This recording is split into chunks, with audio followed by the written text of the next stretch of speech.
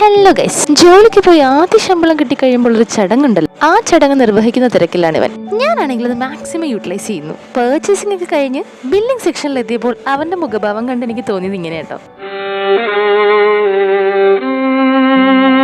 പറയാതിരിക്കാൻ പറ്റില്ല കേട്ടോ. ഞങ്ങൾ ഹാഫ് ആൻ അവർ കൊണ്ട് പർച്ചേസിംഗ് കംപ്ലീറ്റ് ചെയ്തു. എന്നാൽ ഞങ്ങൾ പർച്ചേസ് ചെയ്ത ഈ സാധനങ്ങൾ ഞങ്ങളുടെ കയ്യിലേക്ക് വരാൻ 1 അവറാണ് എടുത്തത്. ഇതിനിടയിൽ ഞങ്ങൾ ബില്ല് ചെയ്തൊരു സാധനം കാണാനും ഇല്ലായിരുന്നു. ക്ഷമയുടെ നെല്ലിപ്പലക കാണുക എന്നൊക്കെ പറയില്ലേ, ആ ഒരു അവസ്ഥയായിരുന്നു അത്.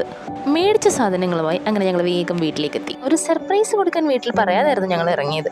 ആദ്യ ശമ്പളത്തിന് വീട്ടിലെല്ലാവർക്കും ഡ്രസ്സ് എടുത്ത് കൊടുക്കുമ്പോൾ അവർക്കുണ്ടാകുന്ന സന്തോഷം, അതിലുപരി അവനുണ്ടായ സന്തോഷം, ഈ മൊമെന്റ്സ് ഒന്നും വാക്കുകളിൽ പറയാവുന്നതല്ല.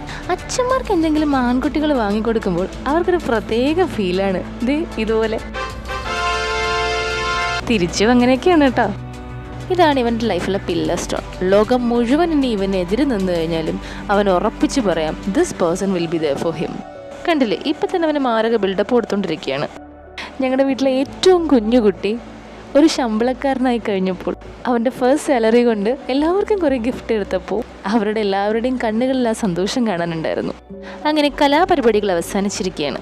പോക്കറ്റ് കാലിയായ ക്ഷീണത്തിലൊരു ചായയാകാം. അപ്പോൾ അത്രയുള്ളൂ. ബൈ.